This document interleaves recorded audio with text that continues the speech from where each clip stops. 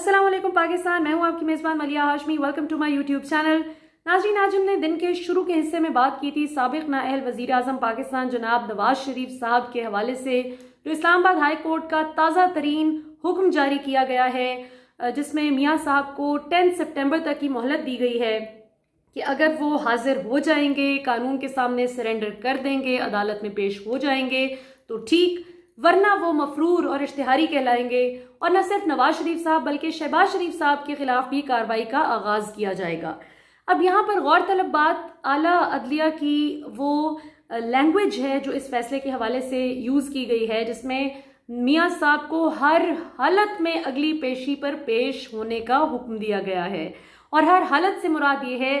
कि माजी में जिस तरह से 9-10 माह से हम देख रहे हैं कि मियाँ साहब बीमारी का कह कर गए, फिर इलाज की बात कह करके गए कि जी प्लेटलेट काउंट जो है वो काबू में नहीं आ रहा था पाकिस्तान में, और जो ही माशाल्लाह वो जहाज चढ़ते गए वैसे वैसे हमने देखा कि जहाज की सीढ़ियां चढ़ने तक माशाल्लाह फ्रूट की बास्केट उनके सामने हाजिर हो चुकी थी, और जाकर कभी हवाखोरी करते हुए पाए गए और कभी लंच चल रहा है, डिनर चल रहा है, कभी चाय चल रही है, कभी वॉक चल रही है। अब ये तमाम वो एक्टिविटीज़ हैं ख़वातीन और हज़रात कि जो कोई भी नॉर्मल हेल्दी इंसान करता है, और अल्लाह ताला मियाँ साहब को भी हम सब समेत तौफीक दें कि वो अच्छा खाएं पिएं, सेहतमंद रहें। हमें कोई उनकी ज़ात से तो दुश्मनी नहीं, लेकिन दुख इस बात का है कि पाकिस्तान की अवाम है उसकी नज़र में कानून का जो एक इमेज था वो बुरी तरह से मुतासिर हुआ जब मियाँ साहब इस बीमारी का कहकर और घूमते फिरते पाए गए, और उनके बच्चे कमाल बेशर्मी से, एक्सक्यूज माय फ्रेंच, ये कहते हुए पाए गए कि हाँ तो मियाँ साहब की सेहत अच्छी है, हवाखोरी करने निकले हैं तो इसमें किसी को क्या मसला है, कोई क्यों जल रहा है। तो अब देखते हैं जी। कहने को तो राना सनाउल्लाह साहब भी बहुत मजाक उड़ाते थे अदालत मैं समझती हूँ कि अदालत एक शख्स को जब कॉन्विक्ट करे, कानून जब एक शख्स को सजा दे और वो बीमारी का कहकर मेडिकल ग्राउंड्स पर जमानत लेकर जाए, और पीछे से आपकी पार्टी के अगर इतने बड़े रहनुमा ये फरमाएं, तो राना सनाउल्लाह साहब ने टेलीविजन चैनल पर बैठकर कहा, निजी चैनल पर बैठकर फरमाया कि मियाँ साहब वापस नहीं आएंगे जब तक वो सेहतयाब नहीं होते, और सेहतयाब वो तब तक नहीं होंगे जब तक सेहतयाब तब होंगे जब हुकूमत की तबीयत खराब होगी। ये जो कर सकते हैं कर लें, और ये से मुराद यहाँ पर हुकूमत है। तो अल्लाह का शुक्र है कि आज अदालत के इस फैसले से न सिर्फ वो जो हुकूमत को भी आए दिन लान तान हो रही थी कि आपने क्यों जाने दिया, इमरान खान ने एहतसाब के नाम पर वोट लिए थे, वो भी एक बड़ी डिफिकल्ट पोजीशन में आ गए इंसानी हमदर्दी के जज्बे के तहत एक फैसला करके, और दूसरी तरफ नून लीग उल्टा चोर कोतवाल को डांटे के मुतरादिफ इमरान खान से सवाल करती थी कि अच्छा अगर रिपोर्ट्स जाली थी, अगर मियाँ साहब तंदुरुस्त हैं तो आपने जाने क्यों दिया। तो ये तो सारी सूरत हाल है जो हमने पहले भी आज बात की, लेकिन आज चूंकि तमाम टेलीविजन चैनल्स पर इसी पर बात हो रही है तो इसको अच्छे तरीके से समझना बहुत ज़रूरी था, इस पूरे कॉन्सेप्ट को। अब हम बात करेंगे आज की दूसरी टॉप स्टोरी पर, जो कि मरियम सफदर साहिबा ने अभी ताज़ा तरीन हमले शुरू कर दिए हैं आसिम सलीम बाजवा साहब पर भी कि जी वो SAPM हैं, मुआविन खुसूसी हैं इमरान खान साहब के, तो इमरान खान कदम बढ़ाएं और आसिम सलीम बाजवा का एहतसाब करें। आज की बड़ी खबर यह है कि आसिम सलीम बाजवा ने फैसला कर लिया है कि वो तमाम इल्ज़ामात जो उन पर आयद हुए हैं उनका मुंह तोड़ जवाब देंगे, हक़ाइक़ के साथ, प्रूफ्स के साथ, फैक्ट्स के साथ, और ज़रा ये बताते हैं कि वो कतरी ख़त टाइप सबूत नहीं होंगे, वो जेन्युइन सबूत होंगे जो बाजवा साहब लाने वाले हैं अवाम के सामने, जो बात करेंगे। और तमाम जो उन पर जिस किस्म का कीचड़ उछाला जा रहा है, बिखुसूस तब जबकि वो CPEC को हेड करते हैं, और आप सब जानते हैं कि CPEC से किसको सबसे ज़्यादा मसला है, किसकी रातों की नींद हराम हो गई है सरहद पार, किसने पाकिस्तान को डिस्टेबलाइज करने के लिए दिन रात कोशिश की, लेकिन अल्लाह के फजल से माशाल्लाह पाकिस्तान और चाइना मिलकर, और अब तो ईरान भी इसका हिस्सा बन गया है इनडायरेक्टली, वो भी इंटरेस्टेड है CPEC में इन्वेस्ट करने के लिए। अब पाकिस्तान की मईशत को मैक्रो इकोनॉमिक लेवल पर अगर आप देखें तो वो स्ट्रेंथन होती हुई नजर आती है, और ये पाकिस्तान के दुश्मनों के लिए बहुत बुरी खबर है। लिहाजा वो अपनी प्रॉक्सीज के जरिए आसिम सलीम बाजवा को इतना कंट्रोवर्शियल बना देना चाहते हैं, इतना वो उनके किरदार को क्वेश्चनेबल बना देना चाहते हैं, ताकि ये सवालिया निशान जो आसिम बाजवा पे लगे तो ये अल्टीमेटली CPEC को मुतनाज़ा बना दिया जाए, ये इनका असल में टारगेट है। वो कहते हैं ना बाजवा तो बहाना है, CPEC निशाना है, एंड दैट्स सो ट्रू।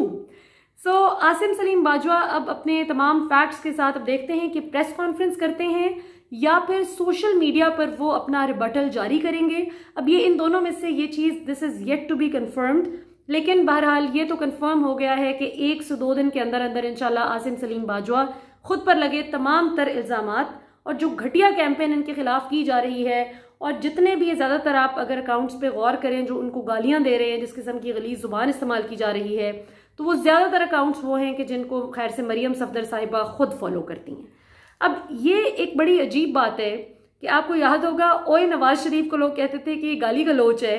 ओए नवाज शरीफ कह दिया, इमरान खान ने तो कितनी बड़ी गाली दे दी, सियासत में गाली का कल्चर इमरान खान ने मुतारिफ करवा दिया, पाकिस्तान की नौजवान नस्ल को बदतमीज़ कर दिया इमरान खान ने। जबकि हकीकत ये है कि पाकिस्तान की अवाम को ऐसा शऊर दिलाने में अल्लाह ताला ने इमरान खान को वसीला बना दिया है कि अब पाकिस्तान की अवाम, चाहे इमरान खान हो, चाहे नवाज शरीफ हो, चाहे जरदारी हो, चाहे कोई भी हो,